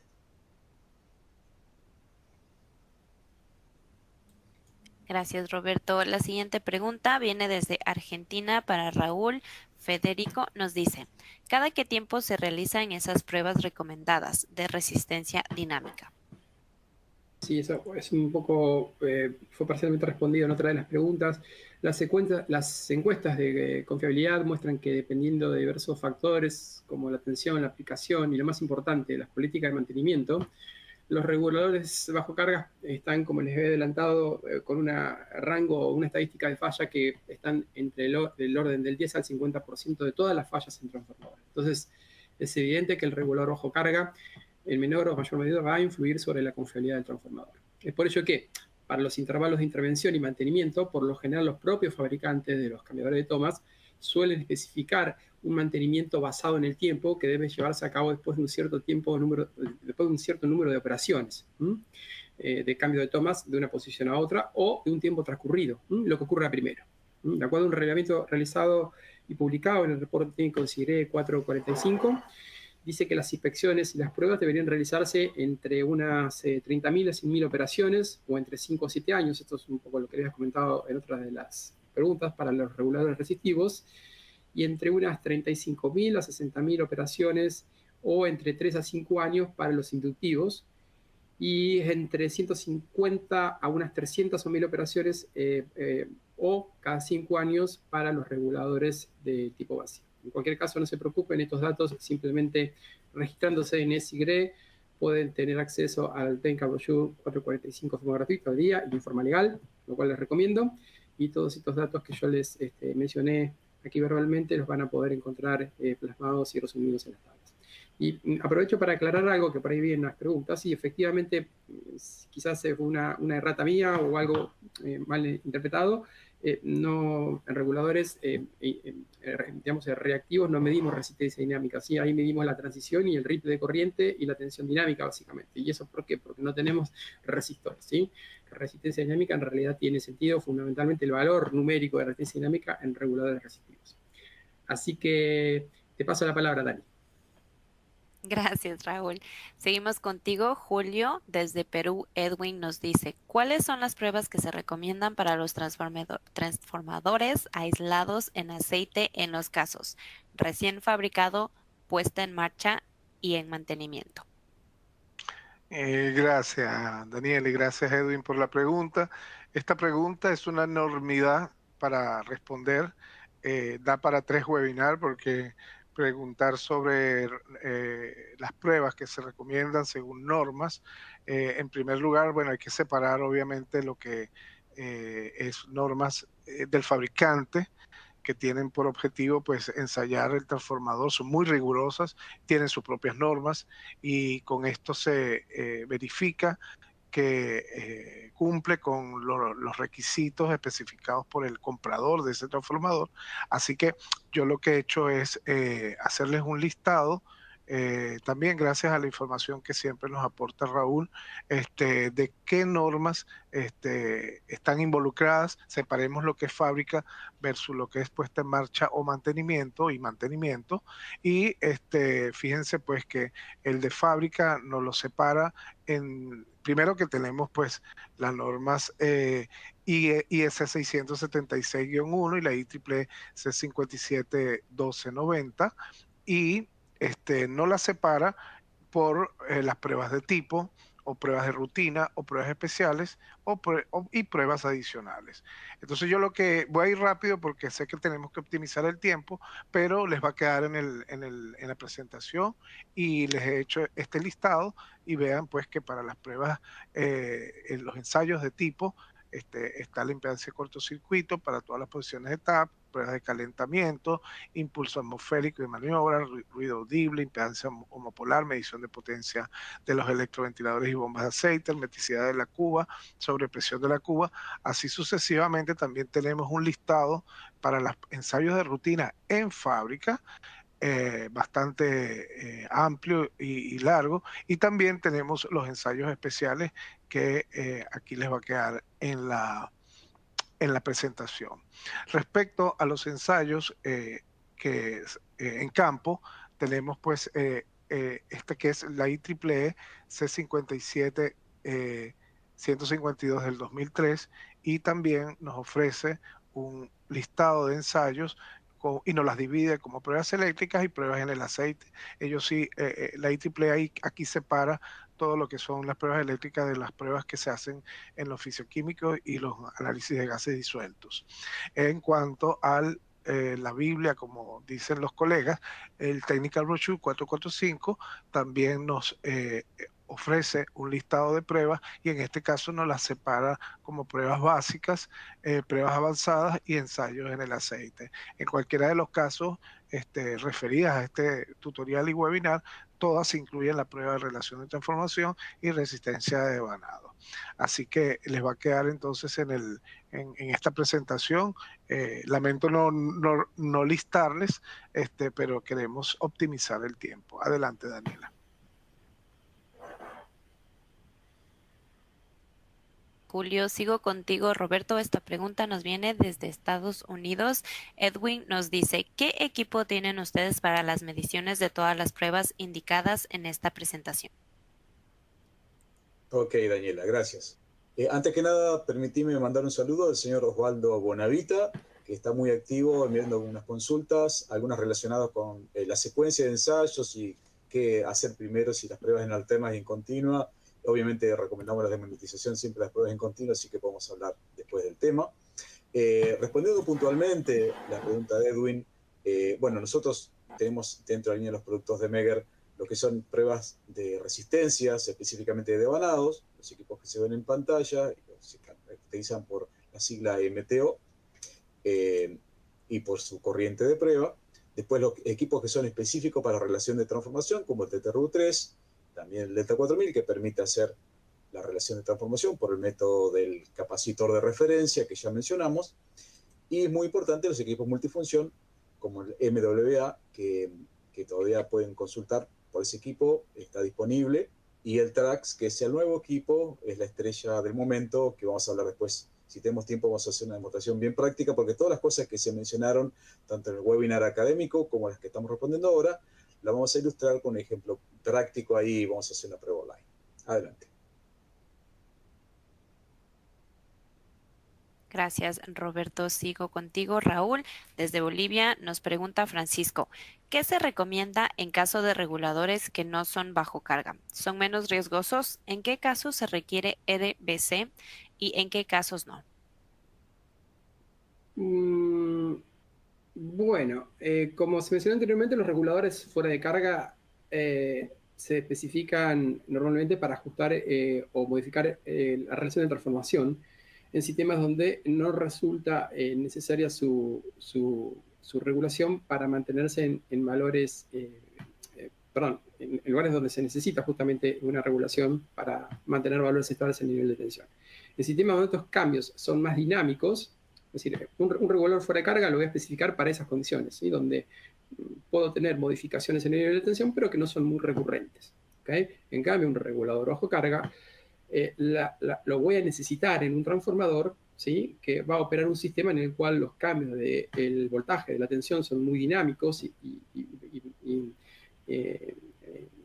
a lo largo del tiempo, y que necesito mantener el nivel de tensión bajo ciertas restricciones. Y esa es la diferencia fundamental por lo cual poner uno u otro. Por supuesto que los costos son completamente distintos, ¿sí? Un regulador bajo carga, como se imaginarán, es un elemento de maniobra mucho más complejo y más costoso. Desde el punto de vista operativo, los reguladores de fuego de carga solo tienen un subconjunto de las fallas que pueden tener un regulador bajo carga, por lo cual en principio se podría pensar que se tiene menor probabilidad de riesgo de falla en este accesorio. No obstante, vuelvo de nuevo a lo mismo, esto es relativo, porque un regulador fuera de carga, de pobre o mala calidad constructiva, sin que cumpla con los estándares que establecen, por ejemplo, los requerimientos de IEEE o ISE, en todos sus puntos puede ser más peligroso, puede representar una condición de riesgo mucho más peligrosa que un transformador que tenga un regulador bajo carga. ¿Okay? Entonces, no es que sea más o menos seguro. Depende de la característica del transformador y depende de la característica del regulador que nosotros hayamos incorporado como accesorio dentro de nuestro transformador. Dani. Gracias, Raúl. Seguimos contigo, Roberto, desde Estados Unidos. Nuestro amigo Edwin nos pregunta, ¿qué equipos tienen para hacer mediciones en cambiadores de tomas? ¿Cuál es el equipo de Meyer para realizar las pruebas de resistencia dinámica estática? Perfecto, bien. Como vemos en pantalla, los equipos que hacen la prueba del conmutador, solamente la prueba break before make, o sea, para controlar, para analizar si el cambiador de tomas pierde continuidad en algún momento y comparar las resistencias que se van monitoreando, son los equipos que están en pantalla, ¿sí? El MWA y los MTOs. Por otra parte, el que hace la prueba de resistencia dinámica es el TRAX, donde vemos estas gráficas que vamos a analizar en un ratito. Adelante. Gracias, Roberto. Seguimos contigo. Igual, desde Ecuador nos pregunta Jorge, para realizar la prueba de resistencia dinámica con el TRAX, ¿tendría que hacer 3 barridos en todas las posiciones para poder evaluar las 3 fases, ya que la medición en TRAX es monofásica? Bien, más que hablar de barridos, hablemos de relevamientos, de pruebas, para no confundir la palabra barrido, porque por ahí se utiliza para otro tipo de técnicas, como el barrido de frecuencia. Pero si hablamos de las pruebas que se hacen a los cambiadores de tomas, sí, tenemos que hacer 3 pasadas, por así decirlo, que lo vamos a ilustrar en un ratito en el tutorial que vamos a hacer, porque tenemos que ver para cada fase, en todas las posiciones, después cambiar a la fase siguiente y de vuelta para todas las posiciones y así. Obviamente esto se automatiza con los equipos, las cajas de computación trifásicas, se puede agilizar muchísimo y se hace en forma rápida y automatizada. Adelante.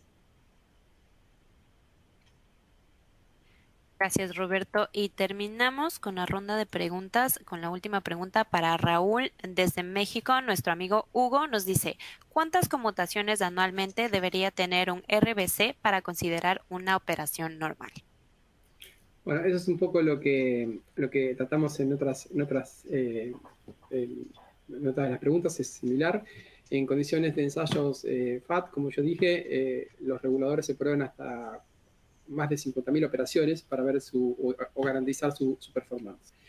Entonces, ya con el transformador en servicio, con el regulador bajo carga en servicio, los intervalos de intervención y mantenimiento, por lo general, los fabricantes de los cambiadores de tomas suelen especificar un mantenimiento basado en el tiempo, que puede, como les he comentado, llevarse a cabo durante un cierto número de operaciones o durante un cierto tiempo.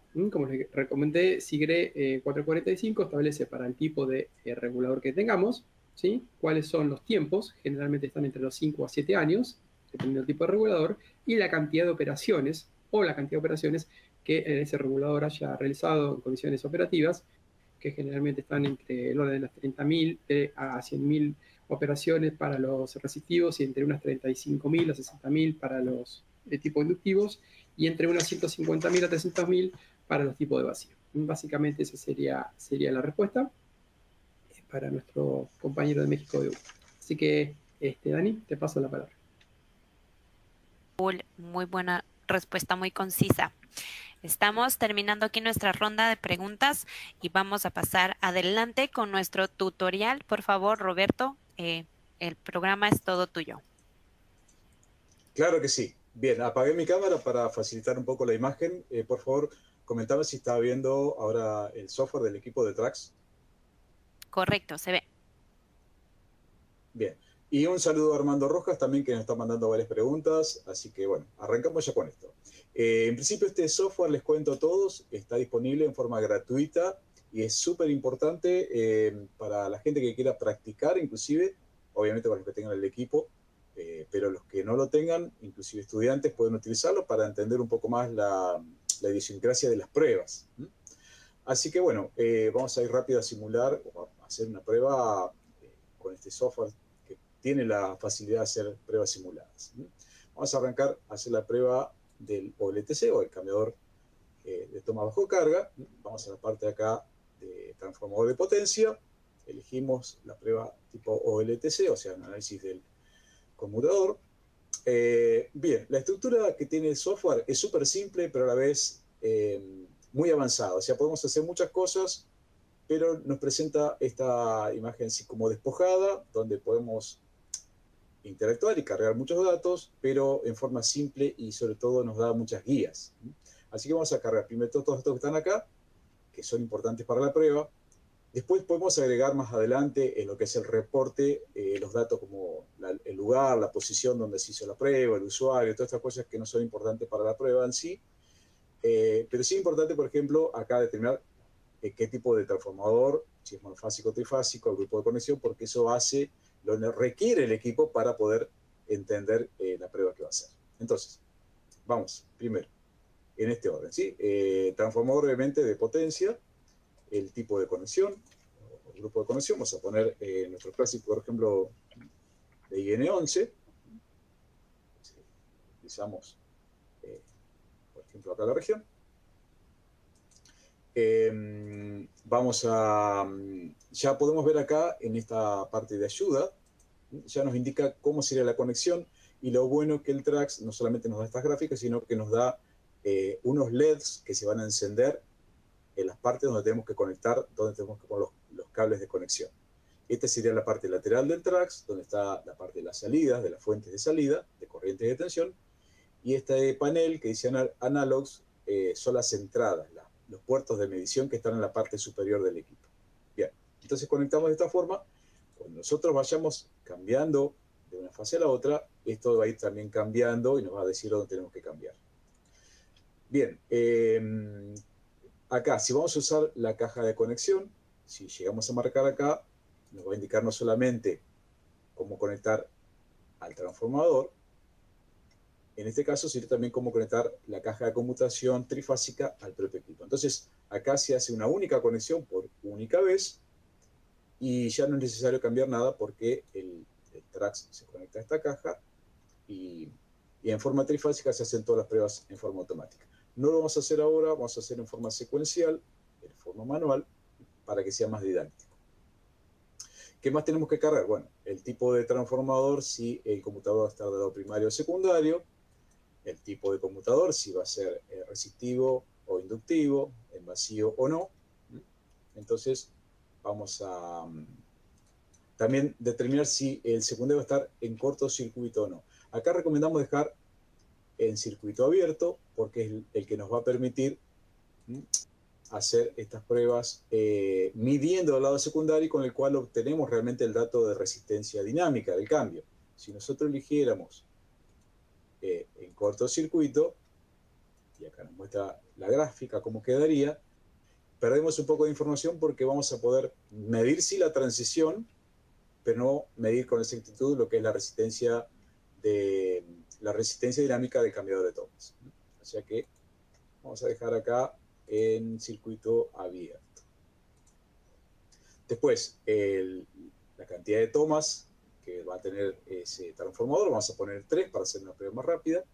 Bueno, tensión del tap más alto, el más bajo y el nominal, y la tensión del circuito secundario. Vamos a poner, por ejemplo, vamos a sacar acá 13 puntos, por ejemplo, la que tenemos por acá por Argentina.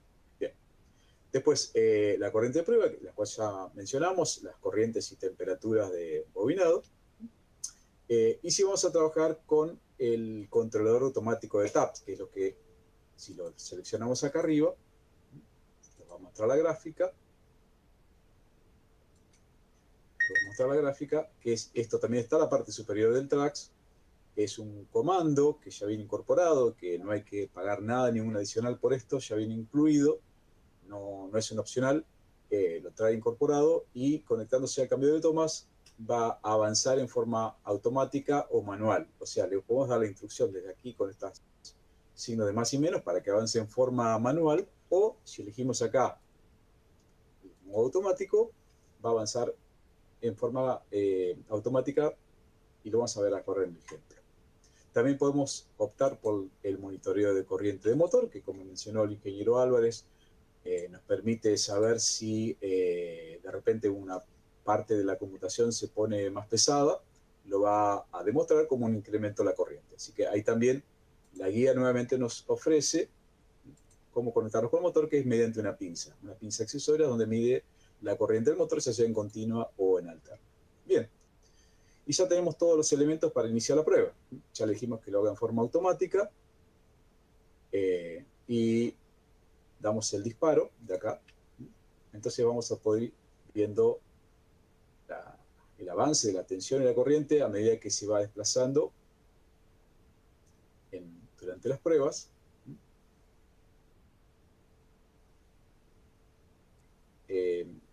Vamos a comenzar ahora de la parte de la resistencia dinámica. Entonces, para la primera fase, digamos, estamos viendo 1, 2 y 3. Acá nos dice que cambiemos, ¿no? Que cambiemos a la otra fase. Damos el disparo de vuelta. Y fíjense que ahora, como el conmutador quedó en la posición 3, ahora vamos de 3, 2 y 1 para minimizar los movimientos del conmutador. Siempre tenemos que tener en cuenta que el conmutador, cuando menos se mueva, mejor, a menos que queramos realmente hacer una prueba intensiva del mismo para exigir la parte mecánica. Bien, ahí nos pide de vuelta que cambiemos, volvemos a disparar y la prueba termina. El comentario que les quiero hacer es que si tuviéramos la caja de conmutación automática, directamente no hay que cambiar nada. Se dispara por única vez y ya hace, digamos, la secuencia completa de todas las fases y todas los taps. Y bueno, ya terminamos. Así que ya tenemos los resultados en pantalla de los valores de corriente y de resistencia. Nos indica una estabilidad para la cual da válida la prueba. Acá están los valores de resistencia. Y fíjense que, por ejemplo, acá me dio que para el último juego de pruebas nos dio una variación demasiado excesiva y ya nos está poniendo en rojo, como que hay un valor anómalo. Bien, todos estos resultados los podemos ver de dos formas. En forma gráfica, aquí debajo, marcando, por ejemplo, para esta posición de prueba, nos va a dar toda la información de lo que mencionó el ingeniero Álvarez y el ingeniero Julio Jiménez en cuanto a los resultados de resistencias dinámicas, el ripple, la tendencia, la pendiente de corriente, corrientes dinámicas, corrientes de motor. Todo eso lo tenemos en forma gráfica en este grafiquito de aquí abajo, ese icono. Y también tenemos el reporte, que lo podemos guardar, se guarda automáticamente con la fecha y la hora, y si no le podemos poner un nombre particular. Y aquí ya completamos los datos que queramos agregar, porque todo esto va a ser parte de un reporte donde tenemos todas las pruebas que vayamos añadiendo para ese activo que es el transformador. Así que ahí tenemos la información tanto gráfica como numérica. Una vez que está guardado esto, lo podemos abrir, y voy a abrir un ejemplo de una prueba interesante que tenemos por acá en la computadora guardada. Confirmado, por favor, Daniela, si se ve y se escucha bien. Sí, se ve perfecto y también te escuchamos bien. Bien. Ok. Bueno, entonces acá tenemos sí todos los datos cargados ya de esta subestación, de la persona que hizo la prueba, la fecha y demás.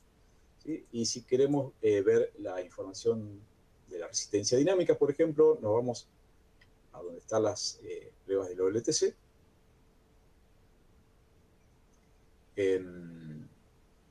Y vamos a darle acá a este botoncito que nos permite inclusive hacer un retesteo, si quisiéramos hacerlo, y donde también tenemos la información gráfica de la prueba que realizamos, donde se ven claramente, fíjese, el entrado de la primera resistencia, el momento donde estuvieron la resistencia A y B en conjunto, y al final la resistencia B, y todos los datos que vimos anteriormente. Bien, ¿qué nos faltó hacer cuando hicimos la prueba? Muy importante, desmagnetizar, porque vamos a querer dejar este transformador correctamente desmagnetizado para que, ya sea para que entre en servicio o para que continúen las otras pruebas que mencionó el ingeniero Julio Jiménez, así que son sensibles. Así que bueno, disparamos la prueba, elegimos la corriente, vamos a poner por ejemplo 10 amperes, ¿okay? Y realizamos la prueba que podemos inclusive monitorear en forma gráfica. Se ve cómo va progresando, siguiendo la curva de histéresis de ese transformador, y donde tenemos una información realmente gráfica de cómo está evolucionando la prueba y hasta llegar a la desmagnetización total, o la más aproximada a la total. Así que esa es la prueba básica que queremos comentar hoy. Ustedes saben que el Trax es un equipo súper completo, donde podemos hacer las pruebas en una subestación completa, si queremos, no solamente del transformador, sino también interruptores, los transformadores de medición, de tensión y corriente, y máquinas rotantes y demás. Así que, pero hoy solamente mostramos lo que es en sí la prueba del conmutador focal. Así que nada más, ahora sí les cedo con mucho gusto que el ingeniero Julio Jiménez comience con lo que sería el tutorial del equipo de ensayos para relación de transformación. Adelante, Julio. Gracias, Roberto. Gracias. Excelente presentación. Vamos a ver un segundito si puedo incorporar. Ahí estamos. Share. Muy bien. ¿Me pueden confirmar, por favor, que tengo... me ven y me escuchan bien? Sí. Sí. Ok, excelente. Se ve muy bien.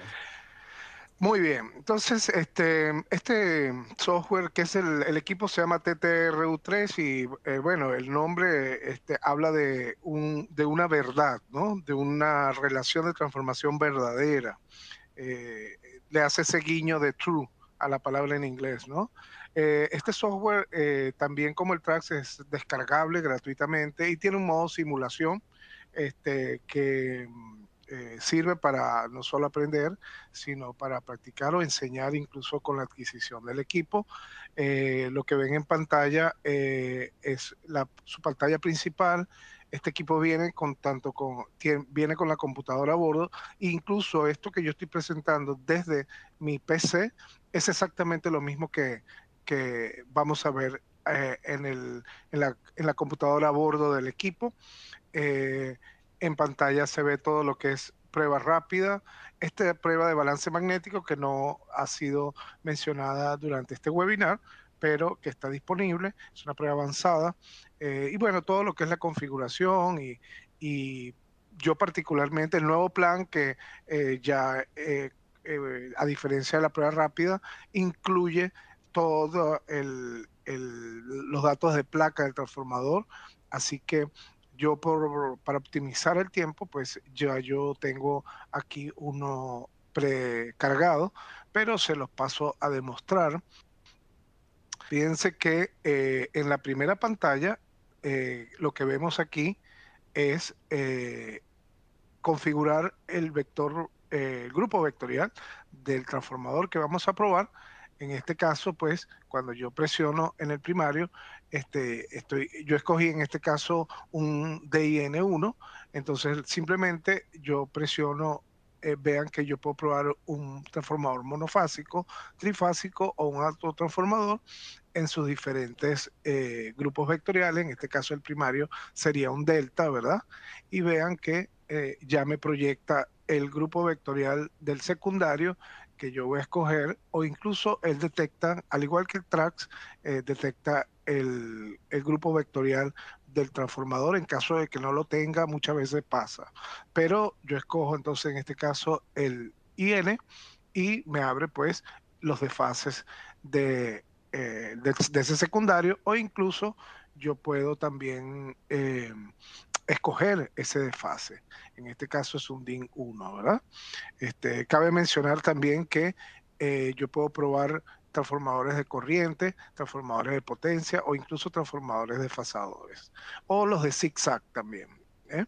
Así que una vez definido el grupo vectorial, nos vamos a lo que es la placa de identificación realmente, ¿verdad? Que es esta primera ventanilla, y aquí vamos en donde ven los puntitos. Simplemente no tengo que escribir nada, simplemente lo que tengo es que presionar y ya le indico de qué lado está mi OLTC o de qué lado está desenergizado. En el ejemplo, según la placa que yo tengo, está en el lado primario. Aquí etiquetamos todo lo que son las tomas según ya sea ABC, 1, 2, 3, o de acuerdo también a, yo puedo incluso customizarlo o de acuerdo a la elección que tengan ustedes. Aquí le indicamos el número de tomas, le indicamos la toma nominal de ese transformador. Aquí le vamos a indicar justamente la tensión en esta toma nominal. Le indicamos el valor de la tensión nominal, de la tensión en la primera toma y de la última, y él se encarga de calcular el resto de las tomas. Y ya lo vamos a ver aquí abajo cuando pasemos a la sección de tomas. Veremos que si matemáticamente no están bien calculadas, yo las puedo modificar. Lo mismo para el secundario, ¿verdad? Ya hemos dado los datos que yo tengo en el secundario, los datos de placa. Así que bueno, aquí tenemos una sola toma, podemos redondear los valores que él ha calculado a 1 voltio, a 5 voltios, a 10 voltios. Hemos comprobado que efectivamente los datos de placa de las tensiones para las diferentes tomas están de acuerdo a los datos de placa, o si en caso de que no sea así, yo los puedo corregir manualmente. Dicho esto, nos vamos a información del activo. En este caso tenemos un transformador de 15 kVA con un vidrio de 95, una impedancia de cortocircuito de 5%, y entonces, bueno, aquí llenamos todos los datos que nos van a ser muy útil a la hora de nuestro reporte para que salga bien completo. Aquí tenemos todas las opciones de enfriamiento, ¿verdad? Del sistema de enfriamiento del transformador, el tipo de tanque, y vamos llenando. Aquí tienes algo interesante que es agregar, que suma muchísimo a la hora de aportar información a la prueba. Por ejemplo, yo puedo agregar la placa, ¿verdad? Entonces, una foto de la placa, ¿verdad? Que es de mucha utilidad, por ejemplo. Aquí tenemos esta foto de la placa, o podemos agregar incluso, podemos agregar también una foto del transformador, que también es útil. ¿Por qué? Porque nos va a permitir ver las condiciones en las que se hizo la prueba, si el día estuvo soleado, o incluso hasta puedo tomar la foto de los compañeros que hicieron la prueba. Siempre es útil porque es un tema de temperatura, de la humedad relativa. Todos esos datos suman a la hora de hacer el diagnóstico del transformador. Aquí, como comentaba, está quien va a probar el equipo y las condiciones, pues, cómo está el día, soleado, húmedo. En este caso, en Buenos Aires tenemos algo así como 9 grados, y la temperatura del aceite, y así sucesivamente vamos llenando. copiamos los datos de la prueba y ya estamos en condiciones de hacer efectivamente la prueba. Nos vamos aquí al Play, ¿verdad? Y me lleva a esta plantilla donde lo que me va a pedir es desde qué toma hasta qué toma yo voy a hacer las pruebas, y efectivamente yo le coloqué házmelas desde la inicial hasta la número 5, ¿verdad? Que ya tiene sus valores de tensión.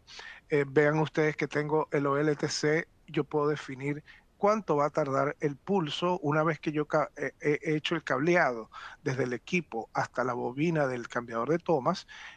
Yo defino de cuánto es ese pulso y cuánto esperó para hacer la primera transición.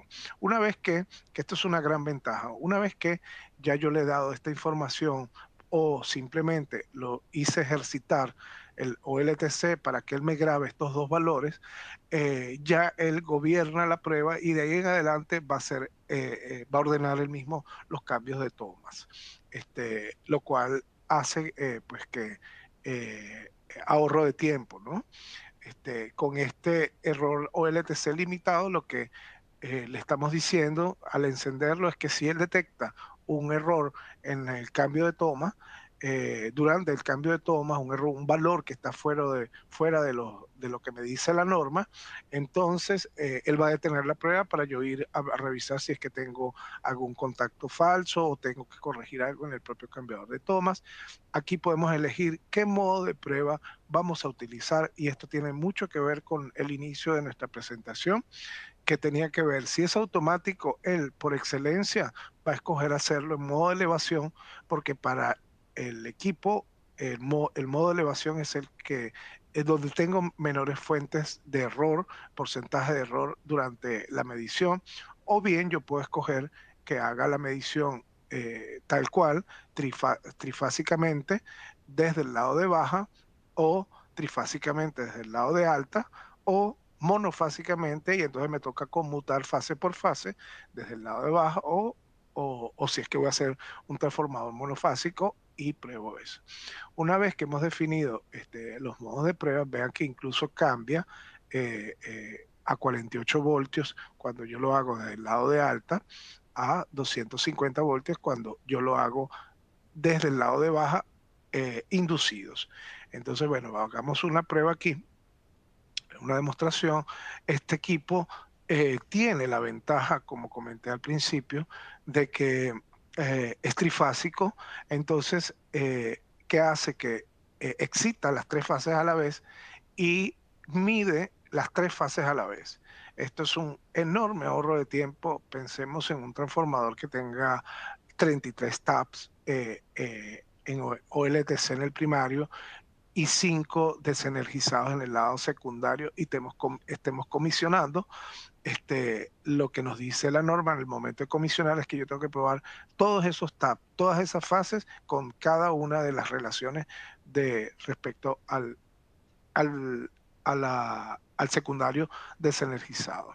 Entonces, bueno, ya fíjense lo rápido, ya tenemos la prueba en el primario, en el TAP 5, y tenemos las tres fases a la vez con la corriente, el límite que ya viene cargado según la norma que yo esté utilizando, que la verdad es que ambas me dicen el porcentaje de error del 0,5% y el desfasaje en 0,5. Tenemos la tensión calculado y la tensión versus los datos de placa. Podemos ver, podemos movernos en cada toma, ¿verdad? Hasta la primera, y podemos ver los datos en gráficos. Por supuesto que esto es una simulación. Vamos a ver que los datos están bien errados, y yo puedo escoger todas las fases o las fases o fases independientes, y puedo ver los valores, los que pasaron y no pasaron. Como vemos, aquí está todo en rojo, con lo cual ninguno pasó, ¿no? Para los efectos de la demostración, pero ya me indica qué modo de prueba utilicé, qué tensión utilicé. De cualquier manera, yo puedo irme yo tengo una prueba donde podemos ver los resultados de acuerdo a una prueba real. A ver, para que veamos cómo quedaría efectivamente una prueba real. Entonces, si se fijan, tengo 31 tabs en un transformador estrella delta 11 y con los diferentes valores de los diferentes tabs. Así pues que, y lo interesante es ver esto que hemos visto que es de muchísima utilidad para ver si hay algún tab que está fuera, groseramente fuera de lo típico o lo esperado respecto a sus otras fases o a sus otros tabs. Yo me puedo mover con este cursor, ¿verdad? A ver, cuando me muevo por tab y voy viendo precisamente cómo está la condición gráficamente en cada etapa. Entonces, bueno, esto sería todo por mi parte. Y pues le cedo la palabra a Daniela. Adelante. Gracias, Julio. Muchísimas gracias a los tres, en realidad, por su presencia aquí. Antes de que nos vayamos, les recuerdo que nos visiten en csa.megger.com/webinars para que ustedes puedan ver nuestros siguientes webinars, la lista de los webinars que vamos a tener próximamente. La siguiente semana ya tenemos uno programado, así que vayan a verlo e inscríbanse. No se olviden también de seguirnos en nuestras redes sociales, en YouTube, Instagram y a Facebook. Nos encuentran como @MeggerLatam. Antes de terminar, quería darles las gracias a ustedes, a nuestra audiencia, por estar con nosotros, por conectarse a este panel y también a nuestros panelistas del día de hoy, Raúl, Julio y Roberto. Gracias en realidad por prepararnos esta presentación muy interesante y gracias también por acompañarnos, ¿no? Por darnos proveernos con su sabiduría. Tal vez ustedes quieren decir algunas palabras finales antes de cerrar el webinar. El panel, perdón. Bueno, inicio yo. Simplemente un saludo de Argentina. Un placer participar de otro webinar referido a la temática tan interesante y que mis preferidas, que son el diagnóstico en transformador de potencia. Así que bueno, espero que se encuentren todo bien y será hasta la próxima edición. Por mi parte, también agradecer especialmente al ingeniero Álvarez y al ingeniero Julio Jiménez.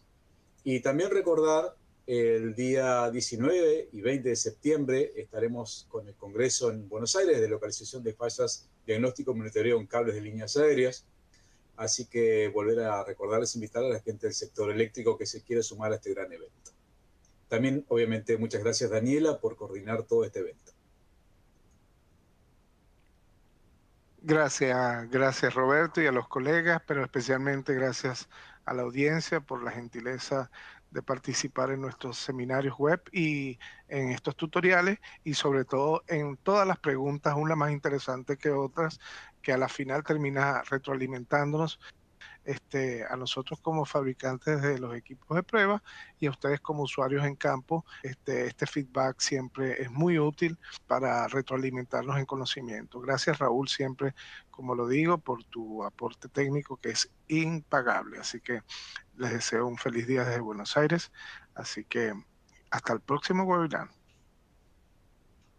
Gracias a los tres. Antes de irnos, por favor, les recuerdo que nos ayuden llenando la encuesta, ya que la misma nos ayuda a mejorar los webinars y también a saber qué temas son de interés para ustedes. En la encuesta ustedes también pueden solicitar una copia del PDF de la presentación para que nuestro representante local se las hagan llegar. Y para cualquier otra pregunta, solicitud o comentario adicional, ustedes pueden escribirnos directamente vía correo electrónico a csasales@megger.com. Muchísimas gracias por acompañarnos, gracias a nuestros panelistas, así que sin más voy a proceder a cerrar la sesión. Que tengan una linda tarde y un buen fin de semana. Hasta luego. Hasta luego. Adiós.